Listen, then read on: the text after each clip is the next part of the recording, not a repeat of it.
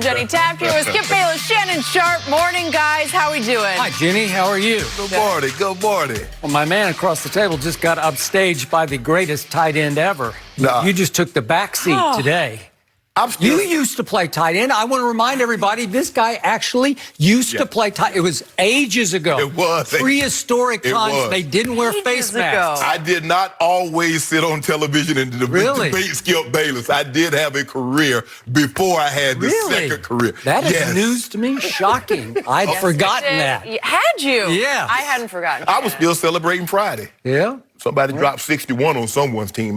Really? Oh, You okay. celebrated that? That's all you got? Skip, I mean, don't you like good basketball? You love good basketball. I like greatly officiated basketball. Don't do that. Because Don't do we that. lost because of the worst call in the history of offensive foul calls. Thank you. You knew how to get him going, Shannon. We have a lot to get to on today's show. Like this, is Duke lucky or good? We'll talk about that game. And then why are we hearing more excuses from Shannon's guy, LeBron? Why? Ain't no excuse. Why? We're going to talk about the King, but we are going to start with some huge news from the NFL because Tom Brady's favorite target, well, he's left the building. Rob Gronkowski announced his retirement on Instagram yesterday, thanking the organization, Bill Belichick, and the fans in New England. Gronk was a 5-time Pro Bowler, 4-time first-team All-Pro, and won 3 Super Bowls. Only Randy Moss and Jerry Rice had more touchdown receptions before turning 30. So, Shannon, were you surprised by Gronk's announcement? I was not.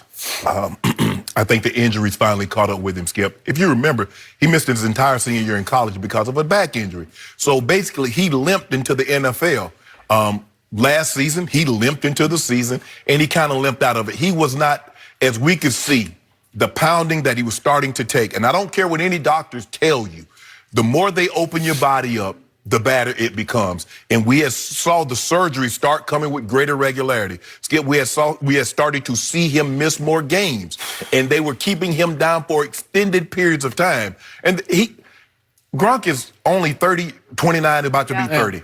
Let that sink in now. In a normal life, You played till 35. Okay, go ahead. Played 14 years. Yep. He's a young man. He is. In normal walk of life.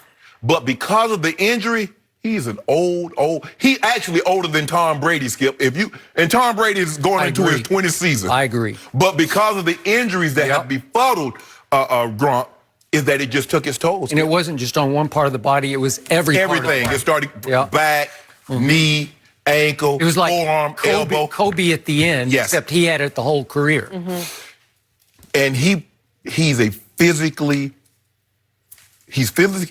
gifted, but he plays the game physical. Even though, Skip, the game is more spread out now, they do a lot more passing, but because of his size, Skip, there's only one way to get him down, and you have to chop him down like you do an oak. And eventually it caught up with him because they chopped on his knees and they chopped on his ankle, and eventually he just like, you know what? Yes, I probably could come back out here and play. But I can just imagine watching him on the field.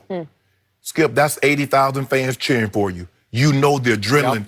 Can you imagine what it takes for him to just get to the field? Can you imagine what the Wednesday and Thursday and Friday practices must be like for this man? How many injections he took pregame? He just said enough is enough. If you look at him this season, he only had 2 100-yard games. If you look at him in the playoffs, Skip, as you mentioned, the Rams game came down to one big play. You look at the Kansas City game, it came down to one big play. In the San Diego game, he was more of a runner. I mean, a run blocker. And could he still dominate games? Yeah, but it was sporadic. He couldn't summons up and have that because of the injuries. He missed a game here. He missed 3 games there. Skip, in his 9-year career, in his last 7 years, the first 2 years he played all 16 games. The last 7 years, he missed basically 2 seasons. He missed 2 seasons. Okay. And it's tough because you hate to see a guy this gifted career end like it did. Kellen Winslow was another guy, Skip. He only played 9 seasons, but he didn't shortchange you. Gronk didn't shortchange you. You knew that when he walked onto the field, and I've said this before, he was the most dominating non-quarterback that we had going. And unfortunately, injuries took its toll on his body, and he said, you know what? I'm only 30. I plan on living another 50, 60 years, and I don't want to be limping and hobbling around at 31, 32. So you know what? I'm going to go on and bow out gracefully. He had an unbelievable career. He did. But I am not surprised he chose to walk away. Hall of Fame, right? No question. No question. Yeah, First First ballot. No question. Got no it. question. So obviously, Rob Gronkowski has an immediate and brilliant future ahead of him as a pro wrestler or a movie star or whatever he chooses to be, just a character, right? Skip, I believe wrestling is tougher on your body than football. Have you seen the way some of those guys walk around? I don't watch. Oh, okay. I guess they do toss each other around the ring, right? Yes. So can he survive in that? I don't know. No. The point is, he's going to segue right into a big new career. So he had that going for him, and a lot of guys, most guys, don't have anywhere near close to that. Right? You knew you might be able to do TV, but you weren't sure you could do TV, right? So it wasn't a slam dunk for you to say, here we go into my next career. Had CBS not called, I was taking my butt back to the NFL for year 15. Okay, there you go. Thank you. So it was the perfect way for him to go out. He caught the pass. It was really the only pass of the Super Bowl. It's 29 yards down the 2-yard line. The game was 3-all. It's mid-fourth quarter.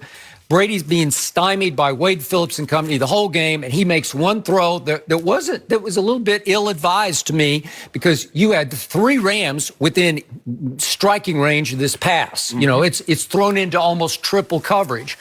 He dropped a dime on Gronkowski, who made a nice catch and gets down to the 2, and that was basically the ball game. Right. So what a great way to go out, because to me, that was Brady's greatest clutch throw in any of his Super Bowls, given the degree of difficulty, because he had been stymied the whole game. So you caught it, you capped it off, you did it, great way to go out.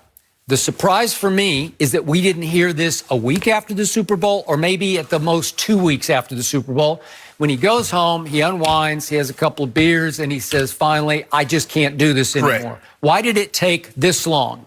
Because he's going to leave his quarterback in even more of a lurch than the quarterback is usually left in.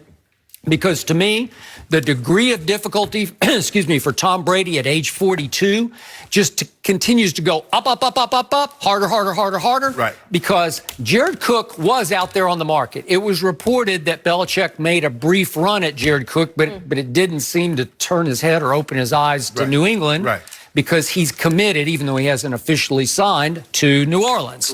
So Drew Brees, Tom Brady, I guess it was pretty close, right? And the money's probably much better, I'm thinking, in New Orleans. I agree. Jared Cook is really good. Every time I've rooted against him, he has stung me somehow. He made that one catch. Of course, I could have made that catch. The pitching catch. Oh, he went to Jared? He went to Jared. Yeah, right. He went to Aaron is where he went. But the point was, he's really good everywhere. Now, this would be his 5th team, so I don't get why Jared Cook keeps bouncing. You're thinking the same thing I'm thinking. Like, what is he difficult? Is he? Well, I don't know. Rams gave up on him. The Packers gave up on him. The Raiders are giving up on him. Yeah, Tennessee originally gave up on him. Okay, so what's that about? I don't know.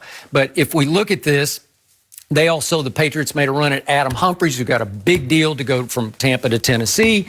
So Brady didn't get him. Danny Amendola was briefly on the market. I guess he's still too expensive for Belichick, so there's no Danny Amendola. We got an aging Edelman, and you got an aging Hogan, and they did re-sign Philip Dorsett. Okay. So is Hogan back? I don't even know if he's going to be back or not. But that's a good question. So is Brady going to be reduced to continuing to dink and dunk to James White and Rex Burkhead? I don't know, because I'm looking at the tight end roster now. They did sign the immortal Matt Lacoste from your Broncos, who actually caught 24 balls for 250 yards and a touchdown for the Broncos last year, but that's going to be their big signee, other than, of course, they got Michael Bennett on defense. But I'm talking about for people to throw to. Jacob Hollister is still there on the roster, maybe. They also signed the immortal, these are wide receivers, Bruce Ellington and Maurice Harris. You're very familiar with both of those, I'm sure. Not really. Probably not.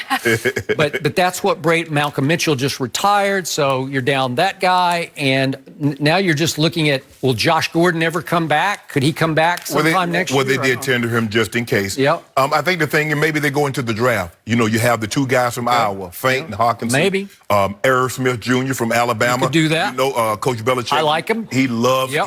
players from Alabama. I got you. He know they're well coached. Coach Belichick knows Nick Saban. He was his defensive coordinator in the 90s when he was in Cleveland. So that might be a possibility. But Skip, the only really big play, potential. He's only had two guys that were big play, that were capable of taking the top off the coverage and would gut you. That you set your defense up, you go into a game, we got to stop these two guys. That's Randy Moss, that's Rob Gronkowski. Now, Randy is in the Hall of Fame, retired many years ago. Now, we're going to see. Because, Skip, even though Gronk wasn't what he once was, he still caused you to stay up at night figuring out ways to try and stop him. Okay. And every once in a while, you see teams like, okay, you know what? He's not the same Gronk, and they would try and sneak a linebacker on him one-on-one. They try and